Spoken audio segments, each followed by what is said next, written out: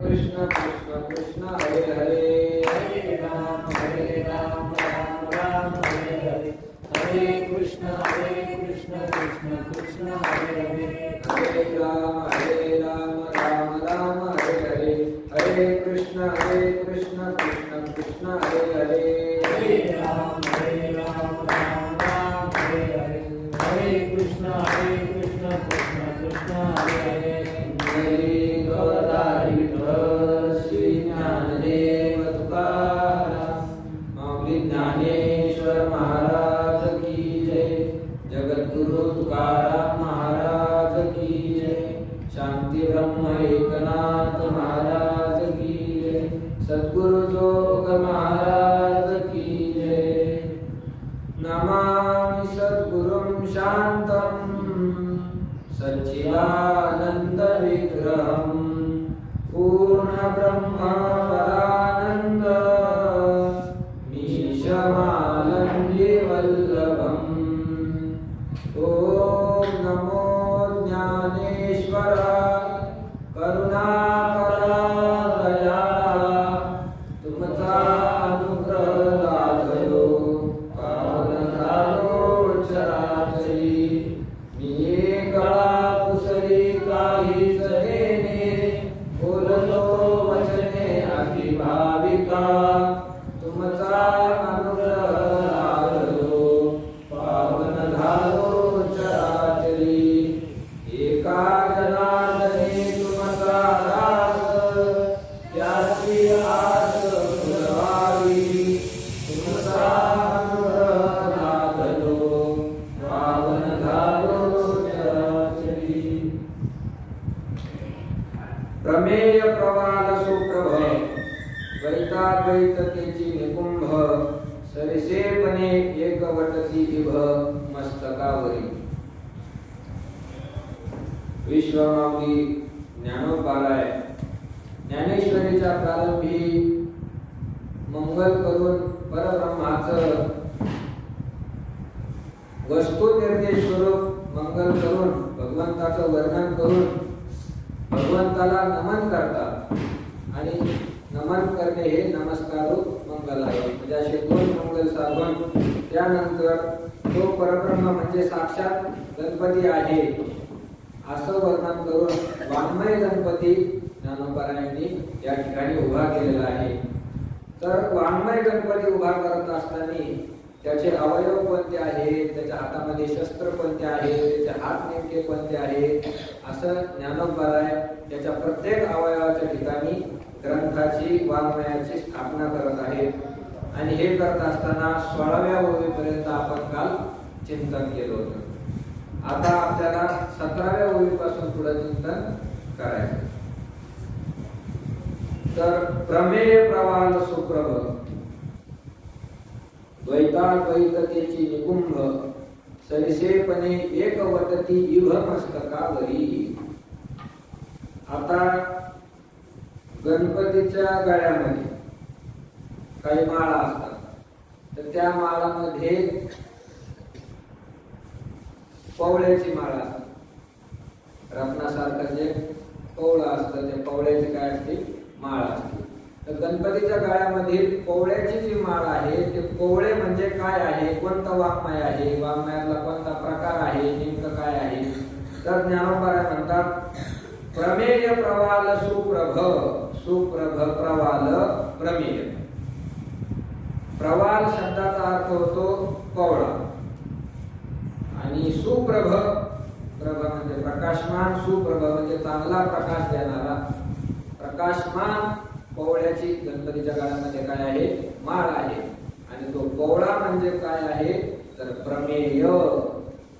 प्रमेय शब्दाचा अर्थ होतो सिद्धांत। अद्वैत शास्त्रामधील जे काही सिद्धांत आहे ते सगळे सिद्धांत म्हणजे काय आहे पवळा आहे। सिद्धांत कशाला म्हणतात तर देश काळ वस्तू हे घटक जरी बदलले तरी जे नियम कधीही बदलत नाही त्या नियमाला काय म्हणतात सिद्धांत। देश काला ठिकाणी ज्या नियमाचा भंग होत नाही, जे पूर्वीही तसेच होते आताही तसेच आहेत आणि जगताच्या अंतापर्यंत तसेच राहणार आहेत. अशा निश्चित नियमाचं नाव काय आहे? सिद्धांत. प्रत्येकाचे सिद्धांत वेगवेगळे असतात. काहीचे सिद्धांत भंग होणारे असतात तरी सुद्धा त्याला सिद्धांत म्हटलं जातं. तर काही अभंग, कधी न भंगणारे, कधी नाश न होणारा असे सिद्धांत असतात. ते सिद्धांत म्हणजे वेदांत शास्त्रामधील सिद्धांत आहे. वेदांताने जे सिद्धांत सांगितले, वेदाने जे सिद्धांत सांगितले ते सिद्धांत, त्याला काय म्हणायचं? प्रमेय. वेदांतातील सिद्धांत म्हणजे प्रमेय. अनेक प्रकारचे प्रमेय वेदांतामध्ये सांगितले आहे. त्यामध्ये भाष्यकार भगवान शंकराचार्य यांनी एका श्लोकामध्ये प्रमेय सांगितला. मुख्य सिद्धांत एका श्लोकामध्ये सांगितला. एका श्लोकामध्ये भगवान भाष्यकार वर्णन करतात. जगत, परब्रह्म, जीव याविषयी बोलत असताना अनेक प्रकारच्या लोकांचे अनेक प्रकारचे सिद्धांत आहेत. परंतु अद्वैत शास्त्राचे फार मोठे आचार्य भगवान शंकराचार्य त्यांनी एका श्लोकामध्ये, खरं तर अर्ध्या श्लोकामध्ये सांगितलं, परंतु पूर्वीच्या पादामध्ये, पूर्वीच्या चरणामध्ये काय सांगितलं? मी एका श्लोकामध्ये सांगतो असं वर्णन केलं आणि खालच्या एका ओळीमध्ये काय सांगितलं? सिद्धांत सांगितलं. श्लोकार्धेन प्रवक्ष्यामि यदुक्तम ग्रंथकोटिभिः अहम म्हणजे मी अर्ध श्लोकेन एका अर्धा श्लोकामध्ये प्रवक्ष्यामि सांगतो. काय सांगतो? यत् ग्रंथकोटिभिः उक्तम, जे कोट्यावधी ग्रंथामध्ये सांगितलेलं आहे ते शंकराचार्य म्हणतात मी केवळ अर्ध्या श्लोकाने सांगतो. अर्ध्या श्लोकाने काय सिद्धांत आहे अर्ध्या श्लोकामध्ये? जगन्मिथ्या ब्रह्म सत्यम जीव ब्रह्मैव नापरे हा सिद्धांत सांगतात. जगत मिथ्या. जगत कसा आहे? मिथ्या आहे. मिथ्या शब्दाचा अर्थ होतो ज्याचा बाध होतो. बाध योग्य जी वस्तू आहे त्याला काय म्हणायचं? मिथ्या म्हणायचं. ज्ञानाने जिचा बाध होतो, ज्ञान झाल्यानंतर हे खोटं आहे असं कळतं, त्याला काय म्हणायचं? मिथ्या. हे जगत सर्व कसं आहे? मिथ्या आहे. एकदा परब्रह्माचं ज्ञान झालं तर जगत कसं होऊन जातं? मिथ्या होऊन जातं. मिथ्या, काही पुरत नाही.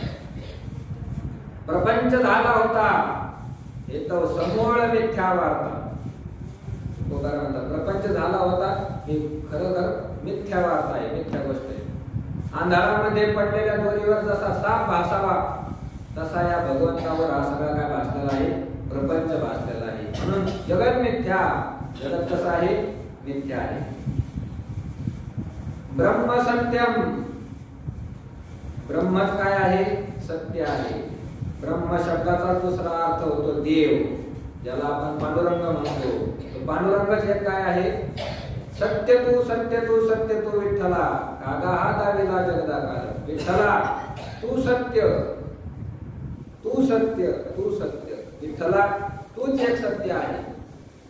तुका म्हणे तूची खरा येर वावगा पसारा. हा सगळा पसारा कसा आहे? वावगा आहे आणि तूची खरा. तुकाराम महाराज म्हणतात तेव्हा तूच एक खरा आहे. म्हणजे ब्रह्म सत्यम. हे ब्रह्म कसं आहे? सत्य आहे. सत्य कशाला म्हणतात? अभाव अप्रतियोगित्वम सत्यत्वम. जे कोणत्याही अभावाचं प्रतियोगी बनत नाही त्याला सत्य म्हणतात. फार सूक्ष्म चिंतन केलंय. अभाव, त्या अभावाचे प्रकार, अभावाचा प्रतियोगी कोण असतो, अभावाचा अप्रतियोगी कोण असतो, मग त्याला सत्य कसं काय म्हणतात? फार चिंतन आहे. परंतु अभावाचा तो प्रतियोगी बनत नाही त्याला काय म्हणतात? सत्य म्हणतात. सत्य.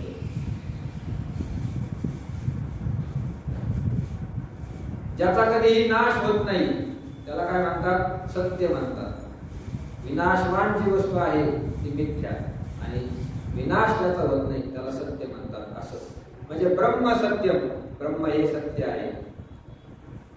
प्रमेय म्हणजे सिद्धांत सांगतात शंकराचार्य. जगत मिथ्या, ब्रह्म सत्यम आणि जीव ब्रह्मैव नापरे. जीव आणि ब्रह्म हे नापरे, दोन्ही भिन्न नाही. ते दोन्ही काय आहे? एकच आहे. हा वेदामधला सर्वात मोठा काय आहे?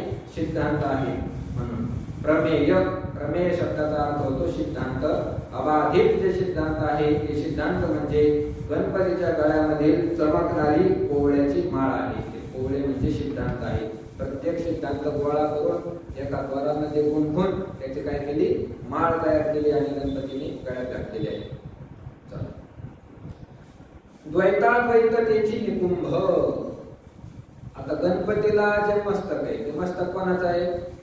हत्तीचं मस्तक आहे. आणि हत्तीच्या मस्तकावर दोन काय असतात? गंडस्थळ. तर हत्तीच्या मस्तकावरील गंडस्थळ कोणते? ज्ञानोबा म्हणतात द्वैताद्वैततेची निकुंभ. द्वैत आणि अद्वैत हे काय आहे? निकुंभ म्हणजे गणपतीच्या डोक्यावरचे गंडस्थळ आहे. द्वैत शब्दाचा अर्थ होतो जीव आणि ब्रह्म हे भिन्न आहे असं मानणं. आणि अद्वैत शब्दाचा अर्थ होतो जीव आणि ब्रह्म एकच आहे असं मानणं. रामानुजाचार्य, निंबार्काचार्य इत्यादी जी मंडळी त्यांचं मत आहे जीव आणि ब्रह्म दोन्ही एक होऊ शकत नाही. देव वेगळा आहे, आपण वेगळे आहोत. देव आपला उपास्य आहे, आपण त्याचे उपासक आहोत. देव वेगळा आणि आपण वेगळं असे मानणारे काही आहेत. तर काही मंडळी अद्वैत मानतात. अद्वैत शब्दाचा अर्थ होतो जीव आणि ब्रह्म एकच आहे, आपणच देव. आपले सगळे संत मंडळी कसे अद्वैतवादी अद्वैतवादी ज्ञानोबारायापासून एवढोबारायापर्यंत आणि बाकीचे जे काही महात्मे मंडळी सगळे मंडळी कसे आहे? अद्वैतवादी. अद्वैत जीव अवघे देव वटा नागमी संदेश तुकोबारांनी सांगितलं जीवच काय आहे? देव आहे. म्हणजे द्वैत आणि अद्वैत हे जे दोन मत आहेत ते गणपतीच्या मस्तकावरील गंधस्थळ आहे. आणि सरिसेपणे एकवटती इभ मस्तकावरी. ज्ञानोबा म्हणतात इभ मस्तकावरी सरिसेपणे एकवटती. हे दोन्ही द्वैत आणि अद्वैत हे जे दोन गंधस्थळ आहेत ते गणपतीच्या डोक्यावर कसे आहे? सरिसेपणे सारखेच एकवटती सारख्या पानाने उभे आहे. द्वैत मत सुद्धा तेवढंच बलाढ्य आहे आणि अद्वैत मत सुद्धा काय आहे? तेवढंच बलाढ्य आहे. अद्वैतवादी आपलं मत सिद्ध करण्याकरता वेगवेगळ्या शास्त्रामधील वेदामधील पुरावे काढतात. द्वैती सुद्धा आपलं मत सिद्ध करण्यासाठी वेदाचा आधार घेतात. म्हणून दोन्ही सुद्धा सरिसेपणे सारखेच आहे. एकवटती एका ठिकाणी सारखेपणाने उभे राहतात. कुठं उभे राहतात? तर इभ मस्तकावरी. इभ शब्दाचा अर्थ होतो हत्ती. मस्तकावरी त्या हत्तीच्या मस्तकावरती म्हणजे गणपतीला हत्तीचं मस्तक आहे. त्या हत्तीच्या मस्तकावर असणारे जे दोन गंडस्थळ आहे ते गंडस्थळ म्हणजे द्वैत मत आणि अद्वैत मत आहे. आणि दोन्ही सुद्धा सरिसेपणे एकवटती. पुढची ओळ. उपरी दशोपनिषदे जे उदारे ज्ञान मकरंदे ते कुसुमे मुकुटी सुगंधे शोभती भली. उपरी दशोपनिषदे. आता गणपती उभा केला तर गणपतीची पूजा केली. गणपतीच्या डोक्यावर काय केले? फुलं वाहिले. फुलं तर कोणते फुलं वाहिले? उपरी म्हणजे डोक्यावर. आता गंधस्थळाचं चिंतन केलं आणि त्याच्यावरती म्हणजे डोक्यावर. दशोपनिषदे जे 10 उपनिषद शास्त्रकारांनी सांगितलेले आहेत. वेदाच्या शेवटी जे 10 उपनिषद आलेले आहेत. उपनिषद भरपूर आहेत परंतु मुख्य किती आहे? 10 उपनिषद आहेत. ईश, केन, कट, मुंड, मांडोक्य, ऐतर्य, तैतर्य, बृहदारण्य, छांदोग्य असे दशोपनिषद आहेत. ईश, केन, कट प्रश्न 4, मुंड मांडुक्य 6, ऐतर्य तैतर्य 8 आणि छांदोग्य बृहदारण्य असे 10 मुख्य उपनिषद आहेत. उपरी दशोपनिषदे भगवंताच्या गणपतीच्या डोक्यावरती 10 उपनिषद हे जे आहेत ते कसे आहे? उपनिषद ज्ञानोबा म्हणतात जे उदारे ज्ञान मकरंदे. जे ज्ञान मकरंदे उदारे. ज्ञानरूपी मकरंद देण्यासाठी उदार आहेत. उदार उपनिषद. मकरंद शब्दाचा अर्थ होतो त्या फुलामधील असणारा मध. भुंगे फुलावर बसतात किंवा मधमाशा. त्या फुलामध्ये जो मध असतो मध त्याला मकरंद म्हणतात. तर हे वेदाचे शेवटी असणारे जे उपनिषद आहे ते उपनिषद त्याच्यामधून कोणतं मध निघतो बाहेर? तर ज्ञान मकरंद. ज्ञानरूपी काय निघतो? मध निघतो. मध त्या उपनिषदामध्ये संपूर्ण ज्ञान भरलेलं आहे. उपनिषदामध्ये कर्मकांड एवढा भाग नाही, भक्तीचा एवढा भाग नाही, परंतु ज्ञानाचा सगळा काय आहे भाग आहे. म्हणजे ज्ञानरूपी मध देण्यासाठी मधाची उपमा का दिली तर मध कसा असतो गोड असतो. मध गोड असल्यामुळं त्याला मधाला काय दिली ज्ञानाची उपमा दिली. ज्ञानाला मधाची उपमा दिली. ज्ञान सुद्धा कसं असतं गोड असतो. गोड ज्ञान कळायला कठीण असतं पण ज्ञानाचा परिणाम गोड आहे. ज्ञानाने काय होत असतं सुखाची प्राप्ती होत असते. ज्ञानादेव तू कैवल्यम इति शास्त्रेषु भिन्निमः. सगळे शास्त्र दौंडी पिटून सांगतात ज्ञानाने काय प्राप्त होतो मोक्ष प्राप्त होतो. आणि मोक्ष म्हणजे काय आहे सुख आहे. ज्ञान गोड असतं आणि मध सुद्धा गोड असतं. हा साम्यता ही साम्यता पाहून ज्ञानोबारायांनी ज्ञानाला मधाची उपमा दिली. आणि हे ज्ञानरूपी मध देण्यासाठी हे उपनिषद कसे झालेले आहे उदार झालेले आहे. उदार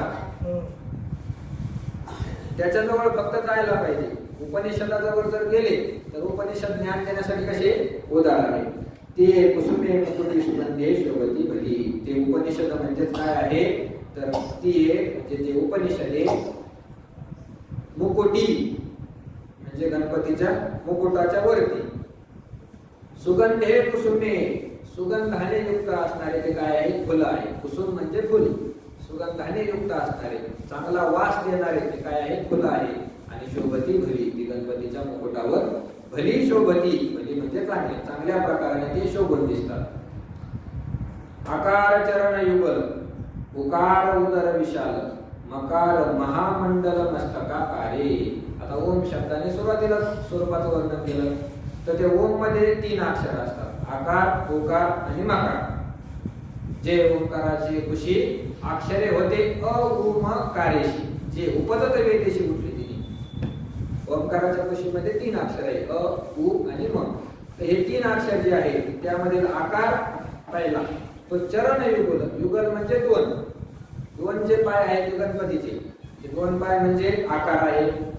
उकार उदर विशाल गणपतीचं जे विशाल उदर म्हणजे मोठी ढेरी ते मोठं पोट म्हणजे काय आहे उकार आहे.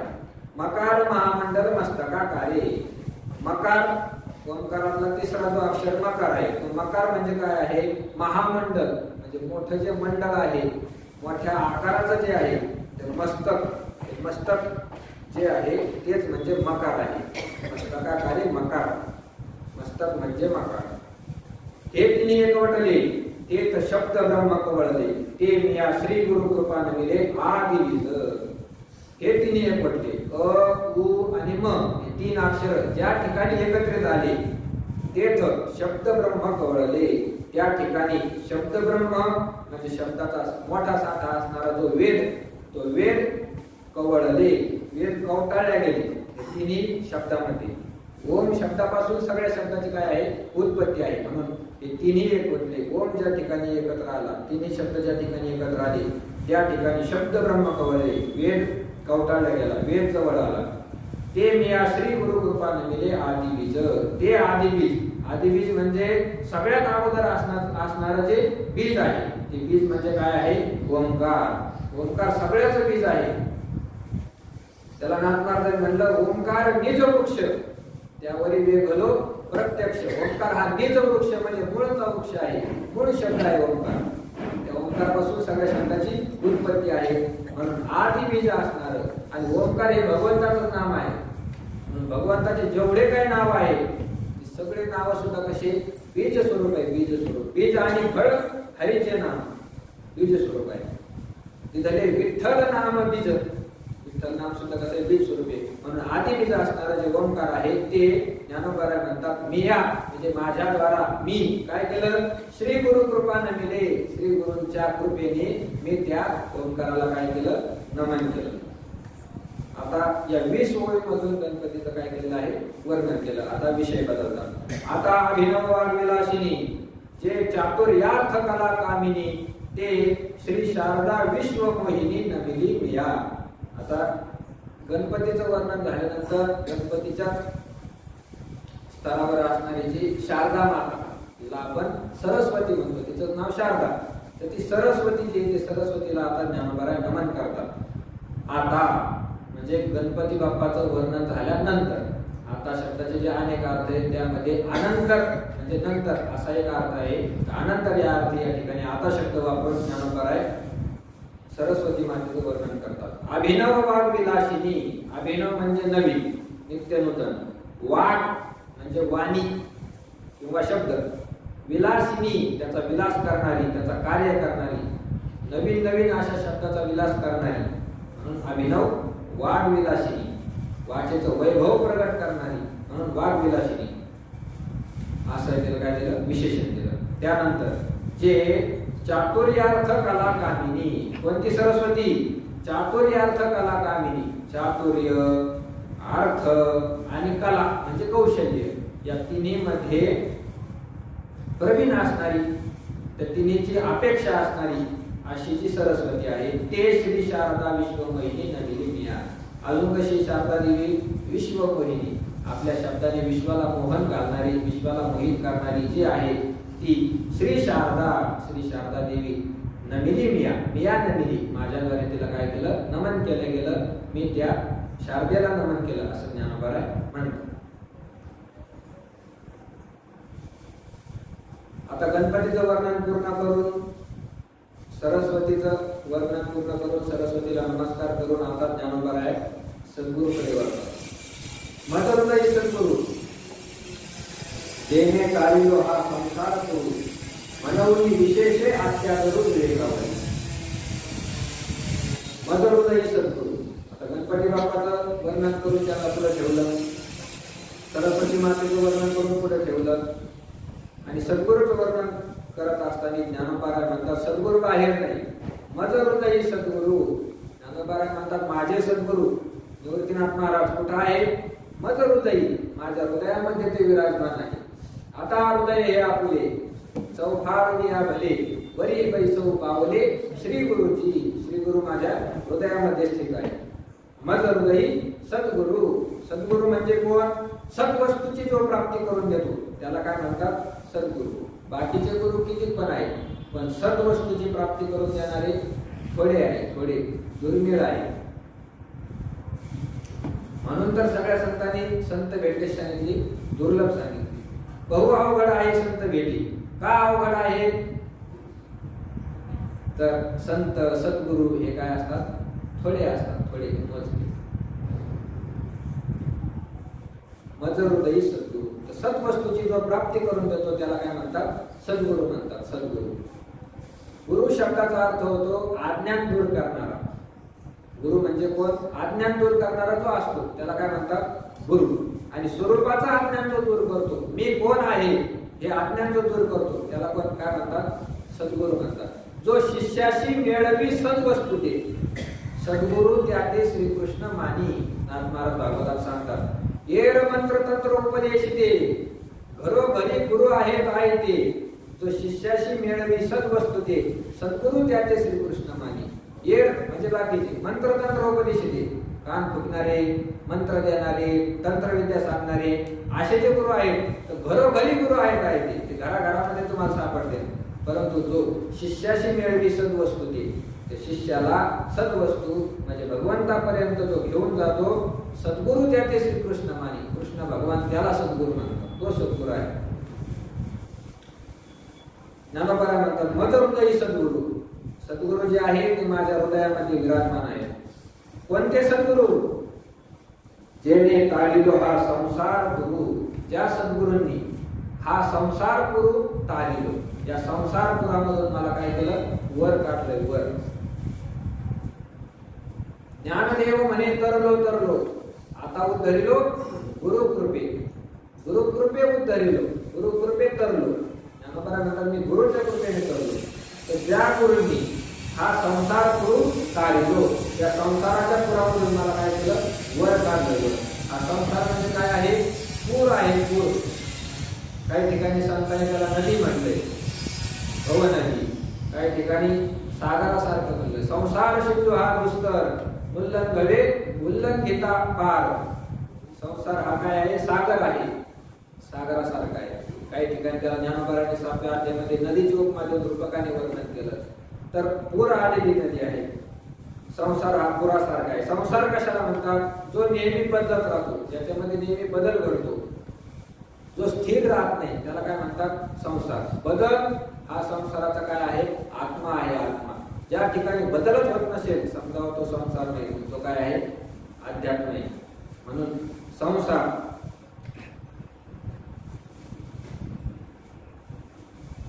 सुरुसरती असा संस्कृत मध्ये धातू आहे. सुरुसरती त्याचा अर्थ होतो सरकणे, आणि त्याला सम नावाचा उपसर्ग लागला आणि त्याच्यापासून संसार शब्द झाला. चांगल्या प्रकारे जो सरकत राहतो, देशाने सरकतो, काळाने सरकतो, वस्तूंनी सरकतो, सरकणारा, नेहमी सरकणारा, त्याला काय म्हणतात? संसार म्हणतात. संसार नेहमी बदलत राहतो. शरीर हे सुद्धा काय आहे? संसाराचे आहे. शरीर कायम अगोदरचं सुद्धा तसंच असतं का? नाही. अगोदर बाल अवस्थेमध्ये असतं, त्यानंतर तरुण अवस्थेत जातं, त्यानंतर म्हातारपणात जातं, सरकत जातं, बदलत जातं, बदलत. म्हणून याला काय म्हटलंय? संसार म्हटलंय. संसार जेणे तारिलो हा संसार गुरु, ज्या सद्गुरूंनी मला या संसार पुरामधून काय केलंय? वर काढलंय. वर या संसार सागरातून वर काढणारा दुसरा कोणी नाही. तुझा ऐसा नाही कोणी, जो या काळी भवातुनी, त्या भवसागरातून वर काढेल असा दुसरा कोणी नाही. एकतर भगवंत वर काढू शकतो, दुसरे म्हणजे संत सद्गुरू वर काढू शकतात, दुसरे कोणी नाही. या लागी सद्गुरुनाथू जो मस्तकी न ठेवी हातू, निवृत्तीदास असे विनवितू तव निवांत केवी राही. जोपर्यंत सद्गुरू मस्तकावर हात ठेवून कृपा करणार नाही, तोपर्यंत भवसागरातून उद्धार होऊ शकत नाही. किंवा भगवंताचं जर शरण गेले तर मग त्याचा भवसागरातून उद्धार होऊ शकतो. येथे एकच लीला करले, जे सर्व भावे मज भलते, त्या आईलीच खडे सगळे माया जळ. भगवान म्हणतात जे सर्व भावाने माझे भजन करतात, मला शरण येतात, तेच या संसार सागरातून तरुण जातात. त्या लोकांसाठी आईलीच खडी सगळे मायाचा. ते नदीपर्यंत गेल्यानंतर अलीकडच्या खडीला मायारूपी जल काय होऊन जातं? सरून जातं माया जल. जेणे तारिलो हा संसार गुरु, हे सद्गुरू संत हे काय करत असतात? भव सागरातून उद्धार करत असतात. म्हणून विशेषे अत्यादरो विवेकावरी. आता ते सद्गुरू कुठं आहे? हृदयामध्ये. सद्गुरू संत ज्या ठिकाणी असतात त्या ठिकाणी काय असतो? विवेक असतो. संत तेथे विवेका असणे किती, चंद्र तेथे चंद्रिका, शंभू तेथे अंबिका, संत तेथे विवेका असणे किती. ज्या ठिकाणी चंद्र असतो त्या ठिकाणी चंद्रिका असणारच. ज्या ठिकाणी शंभू म्हणजे भगवान महादेव असतात त्या ठिकाणी पार्वती माता असते. त्याचप्रमाणे संत तेथे विवेका असणे किती. ज्या ठिकाणी संत मंडळी आहे त्या ठिकाणी काय असतो? विवेक असतो. जिथं विवेक असतो तिथं संत मंडळी असतात. विवेकाला सोडून संत कधीच राहत नाही. म्हणून बैसता संताचे संगती, कळ आले कमळापती, आपुली कोणीच नव्हती, निश्चय चित्ती दृढ झाला. आपले कोणीच नाही असा निश्चय होणे म्हणजेच विवेक. आणि ते कुठं कळतं? बैसता संताचे संगती. संताच्या संगतीमध्ये बसल्यानंतर जे काय होतं कळतं. म्हणजे ज्या ठिकाणी संत असतात त्या ठिकाणी विवेक असतो. विवेक जर नसेल तर त्याला संत मानण्याची गरज नाही, तो संत नाही. म्हणून विशेष आत्याचा विवेक वगैरे तर सद्गुरू आतमध्ये आहे आणि त्यांच्या ठिकाणी विवेक असतो. म्हणून विवेक सुद्धा कुठं आहे? आत्मध्येच आहे. म्हणून त्या विवेकावर ज्ञानोबा म्हणतात विशेष आत्या गुरु माझा फार आदर आहे. विवेकावर माझा फार आदर आहे. ज्ञानोबा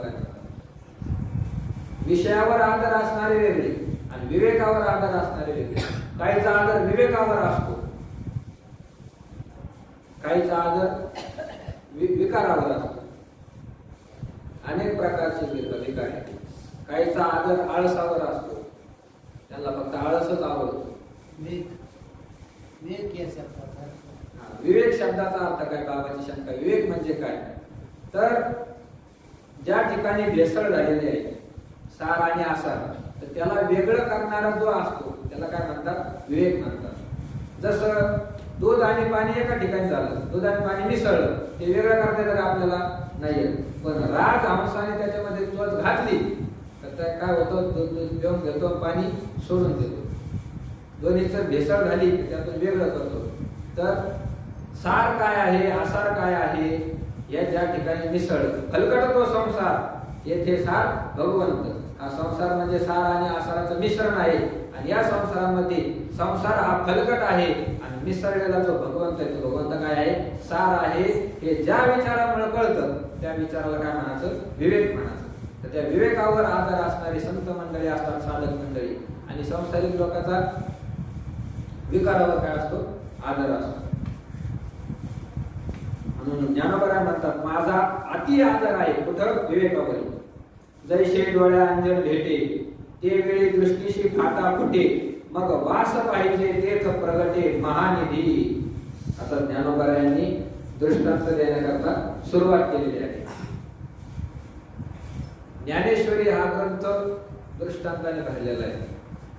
फार दृष्टांत. ज्ञानोबारांनी एखाद्या विषयाला सुरुवात केली आणि दृष्टांत द्यायचं म्हणलं तर ज्ञानोबा एका दृष्टांतावर थांबणारच नाही. एका मागे एक त्याला जोपर्यंत कळणार नाही विषय तोपर्यंत दृष्टांत देणार. म्हणून ज्ञानोबाला माऊली म्हणतात. माऊली अनेक दृष्टांतांनी समजून सांगतात. ज्ञानेश्वरीमध्ये अनेक दृष्टांत आलेले आहेत. आता पहिला दृष्टांत ज्ञानेश्वरीमध्ये आलेला आहे. काय? जैसे डोळ्या अंजन भेटे ते वेळी दृष्टीशी फाटा फुटे मग वास पाहिजे तेथ प्रगटे महानिधी. जैसे ज्याप्रमाणे डोळ्या अंजन भेटे. डोळ्यामध्ये काय घातलं? अंजन घातलं. अंजन म्हणजे आपण घालतो ते काजळ नाही, एक वेगळ्या प्रकारचं दिव्य काजळ असतं. ते अंजन जर पायाळू माणसाच्या डोळ्यामध्ये घातलं तो पायाळू हे त्याच्या डोळ्यामध्ये अंजन घातलं तर ते वेळी दृष्टीची फाटा फुटे. त्याची दृष्टी काय होते? अशी फाकती म्हणजे त्याला आतमधलं दिसायला लागतं. कोणला? पायाळू माणसाच्या डोळ्यामध्ये जर दिव्य अंजन घातलं तर त्या माणसाची दृष्टी फाकती, त्याला आतलं दिसायला लागतं. मग वास पाहिजे ते तर प्रगटे महानिधी. तो ज्या ठिकाणी पाहतो त्या ठिकाणी त्याला खालचं सगळं दिसतं. म्हणून पायाळू माणसाकडून खालचं पाणी पाहायला जातं, त्याला पाणी दिसतं खालचं. बोर घ्यायला, विहीर घ्यायला पायाळू माणसाला खालचं पाणी दिसत असतं. त्याचप्रमाणे त्याला वास पाहिजे त्याचं प्रगती महानिधी. तो पाणी त्या ठिकाणी महानिधी म्हणजे मोठा ठेवा त्याला दिसतो. खालचं सापडलेलं घर पूर्वी त्याला काही करून ठेवलेलं ते त्याला दिसतं. ज्ञानोबारांनी दृष्टांत. दुसरा दृष्टांत का चिंतामणी झाल्या हाती सदा विजयवृत्ती मनोरथी तैसा मी पूर्ण काम श्री निवृत्ती ज्ञानदेव म्हणे. दुसरा दृष्टांत देतात. का शब्दाचा अर्थ होतो अथवा. ज्ञानेश्वरीमध्ये प्रत्येक ठिकाणी का शब्द आला किंवा नाना शब्द आला त्याचा अर्थ काय होतो? अथवा किंवा अजून असे दृष्टांत सांगतात. चिंतामणी आली या हाती. चिंतामणी नावाचा दगड जर आपल्या हातात आला दगडासारखा दिसतो. चिंतामणी पडला दुसरा दगड पडला आपल्याला ओळखच येणार नाही. चिंतामणी स्वर्गामध्ये चिंतामणीच्या दगडाच्या काय आहे? सडका आहे. सडका इथून तिथून जाण्यासाठी चिंतामणीच्या दगडाच्या वाट आहे स्वर्गामध्ये. कामधेनूचे खिल्लार आहे स्वर्गामध्ये, कल्पतरूचे बगीचे. तर चिंतामणी काय करतो? तुकोबाराय सांगतात. कामधेनू कल्पतरू चिंतामणी आवडीची धनी पुरविती. या तीन गोष्टी अशा आहेत. एक कामधेनू, एक कल्पतरू आणि एक चिंतामणी. या तीन गोष्टी काय करतात? आवडीची धनी पुरविती. आपल्या आवडीची जी इच्छा आहे ती इच्छा काय करतात? पुरविती, पूर्ण करतात. कल्पतरू खाली बसले काही मागा. कल्पतरू तळवटी जो कोणी बैसला काय कोणी त्याला सांगत होते. कल्पतरूच्या तळवटी बसला त्याला काय कमी? फक्त इच्छा करायची. कल्पतरू खाली बसला त्याने इच्छा केली मला मुंबईला जायचं लगेच मुंबई. कल्पतरू. तसा चिंतामणी.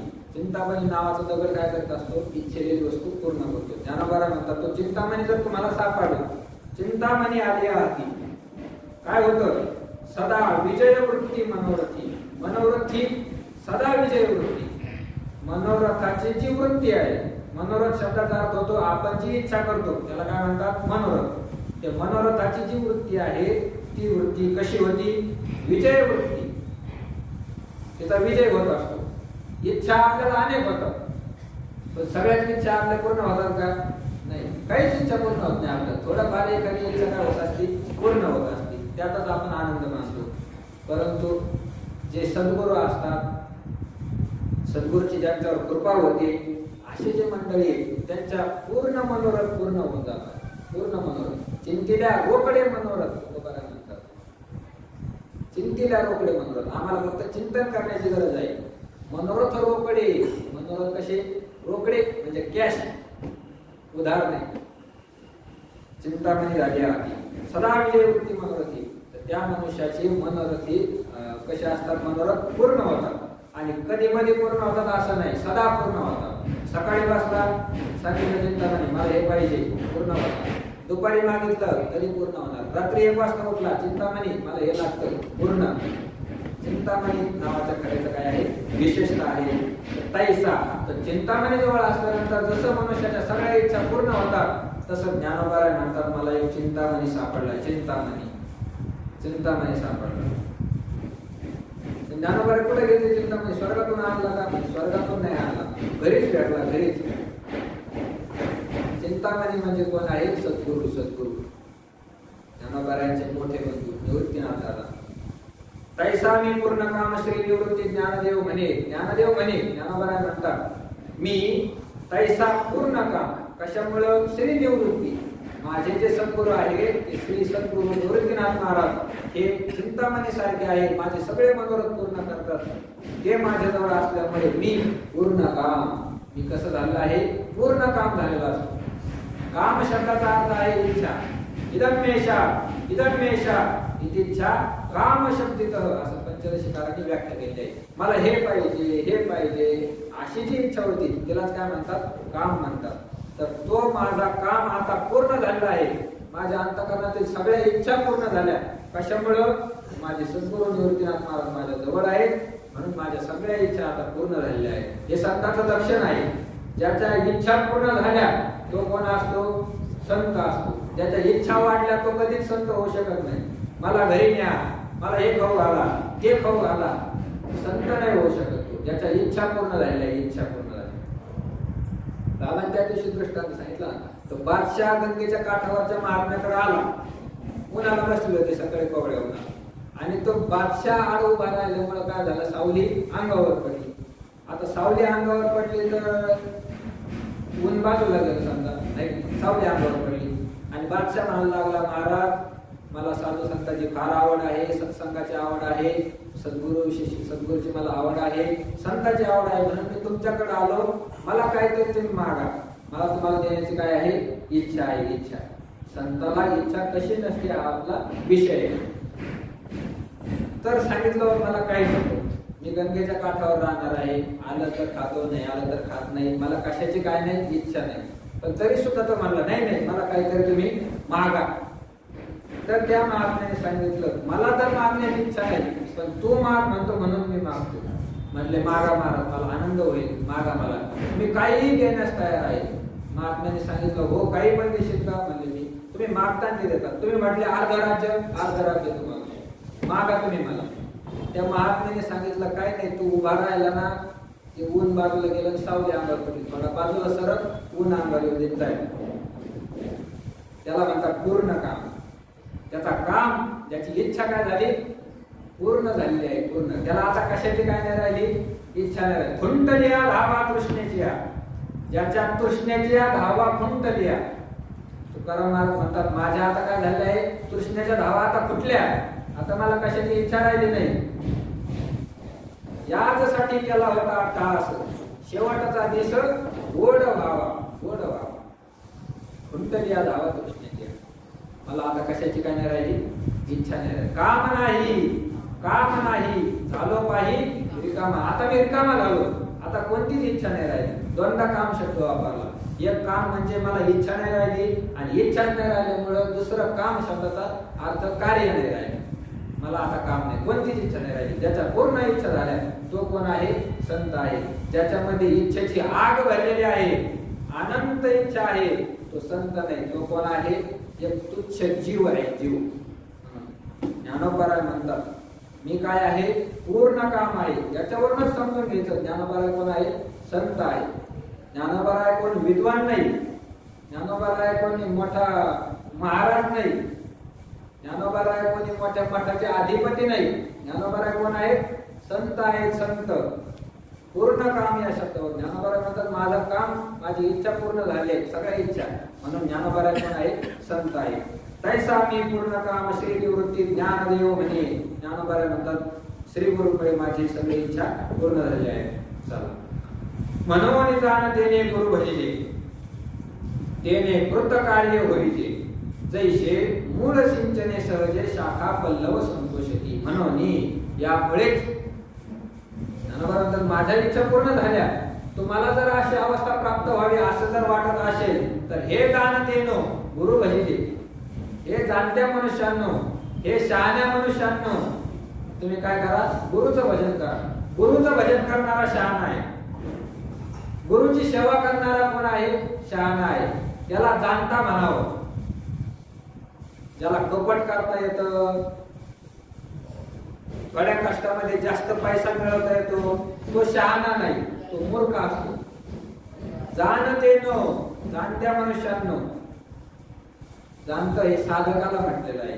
गुरुची जो सेवा करतो असा तो साधक आहे. तो कोण आहे? जाणता आहे. तो कोण आहे? शहाणा आहे. संसार संगे परमार्थ जोडे, आयशे काय घडे जाणतेनो. तुकोबाराने सुद्धा जाणतेनो शब्दाचा प्रयोग केला. कोणासाठी वापरलं? अहो, संसार करत असताना परमार्थ घडतो असं कुठं घडत असतं का? संसार संगी परमार्थ जोडे, संसाराचं फळ मिळावं वाटतं आणि परमार्थाचं पण फळ मिळावं वाटतं, असं कुठं घडत असतं का? कधीच घडू शकत नाही. तर जाणतेनो साधकासाठी शब्द वापरलेला आहे. म्हणून जाणतेनो गुरु भजिजे, जाणत्या मनुष्यांनो तुम्ही काय करा, गुरु भजिजे. म्हणून शब्द कशासाठी वापरला? मला जी अवस्था प्राप्त झाली, माझ्या ज्या इच्छा सगळ्या पूर्ण झाल्या, तशी जर तुम्हाला अवस्था प्राप्त होईल असं जर वाटत असेल तर म्हणून जाणतेनो, जाणत्या मनुष्यांनो, साधकांनो गुरु भजिजे, तुम्ही गुरुचं काय करा, भजन करा. भज भजती नावाचा धातू आहे, त्या धातूचा अर्थ होतो सेवा करणे. भज सेवायम, भज धातूचा अर्थ होतो सेवा करणे. भजन करणे म्हणजे काय? भजन ही देवाची सेवा आहे. सेवा ते आवडी उच्चारावे नाम, भेदा भेद काम निवारुनी. सेवा ते आवडी उच्चारावे नाम, उच्चारावे आवडी नाम उच्चारावे. आवडीने भगवंताच्या नामाचा उच्चार करणं हे काय आहे? सेवा आहे. सेवा. भजन करणं ही काय आहे? भगवंताची सेवा आहे. कीर्तन करणं भगवंताची सेवा आहे. सकाळी काकडा म्हणणं भगवंताची सेवा आहे. ज्या ठिकाणी कीर्तन सुरू होतं त्या ठिकाणचं झाडून काढणं भगवंताची सेवा आहे. सेवेचे अनेक प्रकार. जे कीर्तनाला येतात त्यांना खाऊ घालण्यासाठी स्वयंपाक तयार करणं ही भगवंताची सेवा आहे. तसं ज्ञानोबा म्हणतात, जाणत्या मनुष्यांना तुम्ही गुरुची सेवा करा. गुरुची काय सेवा करायची? काया वाचा मन सर्वस्व अर्पण करून गुरुची काय करायची? सेवा. तया अहम वाचा चित्त अंग देऊन या शरण निग महोदधिका गांग मिनले जैसे. तया म्हणजे त्या सद्गुरूला अहम वाचा चित्त अंग देऊन या शरण निग महोदधिका गांग मिनले जैसे. गंगा कशी समुद्राला मिळते? म्हणजे अर्ध पाणी महाराजातून अर्ध समुद्रात जातं. असं होतं कधी की पूर्ण रूपाने आपलं सर्वस्व समुद्राला समर्पित करते. ज्ञानोबा म्हणतात त्याप्रमाणे सद्गुरूला शरण जावं. सद्गुरूची काय करावी? सेवा करावी. जशी गंगा समुद्राला मिळते तशी सद्गुरूची सेवा करावी. काया वाचा मनाने सद्गुरूची काय करावी? सेवा करावी. काय होतं सेवेने? तेच ज्ञानाचा पुरवठा, तेच सेवा हा दारवंता. ज्ञानोबाच्या ओवे ज्ञानाचा पुरवठा. ज्ञानाची जर तुम्हाला प्राप्ती करून घ्यायची असेल तर सेवा हा दारवंता. ज्ञान ज्या ठिकाणी साठवलेलं आहे, ज्या खोलीमध्ये ज्ञान आहे ते ज्ञान, की ज्या ज्ञानाने मोक्ष प्राप्त होतो, सर्व सुख प्राप्त होतं, दुःखाची निवृत्ती होऊन जाते, ते ज्ञान ज्या खोलीमध्ये ठेवलेलं आहे त्या खोलीचा उंबरठा. दारवंटा म्हणजे काय आहे? तर सेवा आहे. जसं उंबरठा ओलांडल्याशिवाय खोलीमध्ये प्रवेश करता येत नाही, तसं सेवा केल्याशिवाय ज्ञानापर्यंत जाणं शक्य नाही. म्हणून जाणते ना गुरु भजिजे. गुरुची काय करावी? सेवा करावी. ती काया वाचा मनाने करावी. सद्गुरूचे हातपाय दाबणं असेल, सद्गुरूला स्नान घालणं असेल, त्यानंतर सद्गुरूचं घर झाडणं असेल, सद्गुरूचा मठ आश्रम असेल तो झाडून घेणं, त्या ठिकाणी पडलेला कचरा उचलणं, सगळी ही सद्गुरूची काय आहे? सेवा आहे. सद्गुरूंनी सांगितलेलं अध्ययन करणं ही सुद्धा सद्गुरूची काय आहे? सेवा आहे. सद्गुरूला जे पाहिजे त्यांच्या अंतःकरणामध्ये जे इच्छा उत्पन्न होती ती इच्छा पूर्ण करणं ही सद्गुरूची काय आहे? सेवा आहे. तुकोबारा म्हणतात आम्ही देवाची सेवा कशी करू? तुका म्हणे सेवा माने तैशी करू देवा, देवा माने तैशी सेवा करू. देवाला आवडत ती आम्ही काय करू, सेवा करू. तशी संताला जे आवडतं ते करणं हे काय आहे, सेवा आहे. संत सगळे येतात प्रवचनाला, त्यांना आवडत नाही कोणी पाय पडलेलं तरी सुद्धा महाराज पाय पडले, ही सेवा नाही संताची. हे संताला त्रास देणे, त्यांना जे आवडतं ते करणं. संत बोलून सांगतात नामस्मरण करा, ते करणं म्हणजे सेवा आहे, ते कोणी करत नाही. तुका म्हणे मेलो सांगता सांगता सांगता सांगता मरण आलं म्हटले मला, पण लोक काही ऐकत नाही. वाज कसे बोंब कोणी नाही ऐकत, बोंबलो तर म्हणले मी, पण माझं कोणी ऐकत नाही. मग असं नाही ऐकलं मग तुका करायला थोडं कठीण शब्दात मग काय करावं लागतं, सांगावं लागतं. शिंदळीच्या शब्द वापरावं लागतं, ऐकत नाही म्हणून. तर संताला जे आवडतं ते करणं म्हणजे त्यांची काय आहे, सेवा आहे. काय आवाच्या मनाने मनाने भगवंताचं चिंतन करणं ही सुद्धा गुरुची सेवा आहे. अशी भगवंताची गुरुची सेवा. म्हणून जाणते ना गुरुपतीची, हे जाणत्या मनुष्यांनो तुम्ही काय करा, गुरुची सेवा करा. म्हणजे महाराज अशी गुरुची सेवा केल्यानंतर काय होईल, गुरुची सेवा करणं इतकं सोपं थोडीच आहे. गुरुची सेवा करण्यासाठी सर्वस्वाचा काय करावा लागतो, त्याग करावा लागतो. आपले मन सगळं सोडून द्यावं लागतं. गुरु काय आपल्या घरी येऊन थोडीच राहतात, घर सोडून त्या गुरुच्या दारी जावं लागतं. गुरुच्या घरी घर सोडून जायचं, घरचे काम धंदे सोडून जायचे. घरी एवढी नोकरी करतो मनुष्य, दिवसभर काम करतो, त्यातून पैसा मिळतो, खाण्यासाठी सगळं मिळतं, कपडे लत्ते, एवढं सगळं सोडून त्या गुरुच्या घरी जायचं, तिथं सेवा करायची. तर सेवा करून ते काय देतात, घेऊन घेऊन खायला देते. ते पण मधुकरी मागायला लावतात आपल्याला, तुम्ही मधुकरी मागा. मधुकरी मागून आणायची, ती गुरु पुढे ठेवायची. मग त्या गुरु मधुकरी मधून गुरुनी जर दिली तर खायची, नाही तर उपाशी.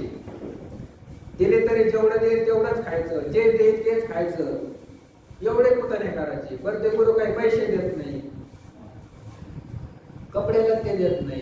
काही काही गुरु असते ते सगळे देते शिष्याला, उदाहरण असते आमच्या बाबासारखे, काही काही पडून देत नाही. खायला प्यायला कपडे सगळं, राहायला सगळे. पण सगळेच गुरुचे तसं थोडी असतात. इतर जे गुरु आहे ते गरीब असतात. तर एवढं सगळं घरदार सोडून, एवढे मजा सोडून या गुरुच्या दारामध्ये जायचं, एवढी सेवा करायची, एवढे कष्ट भोगायचे, एवढं करून आम्हाला मिळणार काय हो. ज्ञानोबा म्हणतात त्याने कृतकार्य व्हायचे. त्याने काय होतात तुम्ही, कृतकार्य होतात. कृतकार्य म्हणजे कृतकार्य म्हणजे काय भानगडी, तर कृतकार्य शब्दाचा अर्थ होतो कार्य म्हणजे करण्यास योग्य, आणि कृत म्हणजे करणे. करण्यास योग्य जी गोष्ट आहे ती गोष्ट करणे, त्याला म्हणतात कृतकार्य. कृतकृत्य हा सुद्धा पर्यायी शब्द याचा. कृतकृत्य म्हणजे सुद्धा तेच, जन्माला येण्याचं सार्थक होणं म्हणजे काय आहे, कृतकार्य होणं.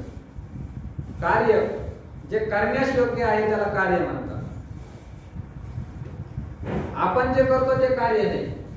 मी फार मोठं कार्य केलं, काय कार्य केलं, मोठा बंगला बांधला, ते कार्य नाही. शास्त्राने जे करायला सांगितलं जे योग्य आहे त्याला काय म्हणतात, कार्य म्हणतात. आणि ते ज्याने केलं तो कोण आहे, कृतकृत्य. कृतकार्य व्हायचे. मनुष्य देहाला येण्याचं सार्थक कशामध्ये आहे, मनुष्य देहाला येण्याचं कृतकृत्यता कशामध्ये आहे, तर ती कृतकृत्यता कशाने प्राप्त होते, तर संताची सेवा केली. म्हणून सांगते ना गुरुभजीची, संताची जर सेवा केली तर तुम्ही कृतकृत्य होता, मोक्ष तुम्हाला प्राप्त होईल. त्याने कृतकार्य व्हायचे. मोक्ष जर तुम्हाला प्राप्त झाला तर मग कृतकार्य व्हायचे. जन्माला येऊन तुमचं काय झालं, सार्थक झालं. जन्म आधी याचा लाभ पद्मनाभ दर्शनी. जन्म आल्याचा लाभ काय आहे, पद्मनाभाचं, पांडुरंगाचं दर्शन होणं, साक्षात्कार होणं, हा जन्माचा काय आहे, सार्थकता आहे. तुका म्हणे जन्म आल्याचे सार्थक विठ्ठलाची एक केली आहे, तर विठ्ठलाचा साक्षात्कार होणं हे जन्माला आल्याचं काय आहे, सार्थक आहे. संसार वाढवणं हे जन्माला आल्याचं सार्थक नाही. त्याच्यासाठी भगवंताने नरदेह निर्माणच केला नाही, त्याच्यासाठी इतर देह निर्माण केले आहे. लग्न करणं नरदेह तेवढ्यासाठी नाही, ते करावं लागतात, हा भाग वेगळा. पोरं होणं त्याच्यासाठी नरदेह नाही. त्या दृष्टीने जर पाहिलं तर इतर प्राणी आपल्यापेक्षा कितीतरी पटीने काय आहे, श्रेष्ठ आहे. एका वेळेला एका डोकरीला 10 पिल्लं मनुष्यापेक्षा श्रेष्ठ आहे त्या बाबतीत. त्याच्यासाठी मनुष्य देह नाही. मनुष्य देह आकाशात देवे दिला देह, भजनागो म्हणा. भजन करण्यासाठी हा कोणता नरदेह भगवंताने दिला आहे. बाहुल्य मनुष्य देही निज ज्ञान घातले पाहि नाथ महाराज सांगतात या नरदेहामध्ये भगवंताने काय सांगितलंय, निज ज्ञान घातलेलं आहे. त्या ज्ञानाचं साधन करून मनुष्य मोक्षापर्यंत पोहोचू शकतो. म्हणून कृतकार्य होईल ज्ञानोबा सांगतात. कृतकार्य आपलं जीवन सफल ज्याने होतं तर ते जर तुम्हाला करायचं असेल तर सद्गुरूची काय करा, सेवा करा. म्हणून सांगते गुरु पाहिजे तेने कृतकार्य होईजे. याला सुद्धा ज्ञानोबा दृष्टांत देतात. कसं, जैसे मूळ सिंचने सहजे शाखा पल्लव संतोषती. जैसे ज्याप्रमाणे मूळ सिंचने झाडाच्या मुळाला जर पाणी घातलं तर सहजपणाने शाखा पल्लव संतोषती. शाखा म्हणजे फांदी, पल्लव म्हणजे पानं. झाडाचे पानं, झाडाच्या फांद्या, झाडाचे फळं हे सगळे काय होऊन जातात, पुष्ट होऊन जातात. पानं हिरवेगार होतात, फळाची वाढ होते, त्याच्यामध्ये चांगला रस भरतो, फांद्या मोठ्याला वाढतात. कशामुळं? पानाला पाणी घातलं. पानाला नाही, त्याच्या मुळाला काय करावं लागतं, पाणी घालावं लागतं. मूळ सिंचने सहजे शाखा पल्लव संतोषती. सगळ्या झाडाला पाणी घालण्याची काहीच गरज नाही. तसं बाकीचे धंदे करण्याची काहीच गरज नाही. फक्त पाणी कुठं घालायचं, मुळाला घालायचं. मुळाला पाणी घातलं तर सगळं झाड आपोआप वाढतं. तसं तुम्हाला काहीच करण्याची गरज नाही. फक्त सद्गुरूची काय करायची, सेवा करायची. संतांची काय करायची, सेवा करायची. तेवढं केल्याने कृतकार्य होईल. मनुष्याचं जीवन काय होऊन जातं, कृतकार्य होऊन जातं. मूळ सिंचने सहजे शाखा पल्लव संतोषती. याच ग्रंथाला सिंचन शब्द होऊन त्याचा आता ठिबक सिंचन तयार केलं. हे काही दुसरीकडून नाही आलं, आपल्याच ग्रंथामध्ये अभ्यास करून सुधारित आवृत्ती विज्ञानाने तयार केली. मूळ सिंचने सहजे शाखा पल्लव संतोषित.